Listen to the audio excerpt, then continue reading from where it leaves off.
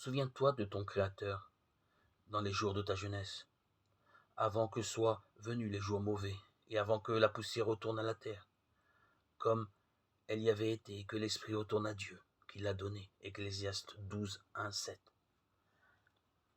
Un dicton populaire déclare: ne remets pas à demain ce que tu peux faire aujourd'hui.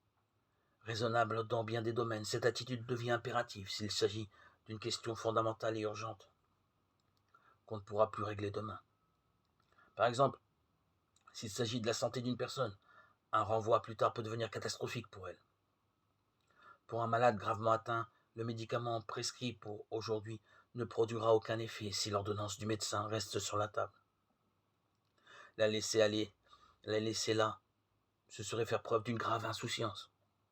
Pourquoi alors, lorsqu'il s'agit du salut éternel, entend-on si souvent répondre: oh, il serait bien assez tôt pour s'en occuper, quand on verra la mort approcher. Mais sait-on si on la verra arriver?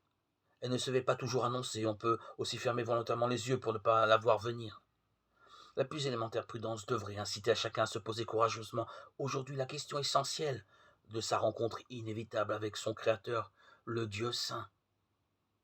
Aujourd'hui, le Sauveur passe. Ne compte pas sur demain. Aujourd'hui, c'est un jour de grâce. Regarde, il te tend la main. Le temps fuit, l'heure s'envole. Ouvre ton cœur à Jésus aujourd'hui. Fais confiance à sa parole. Hâte-toi, ne tarde plus.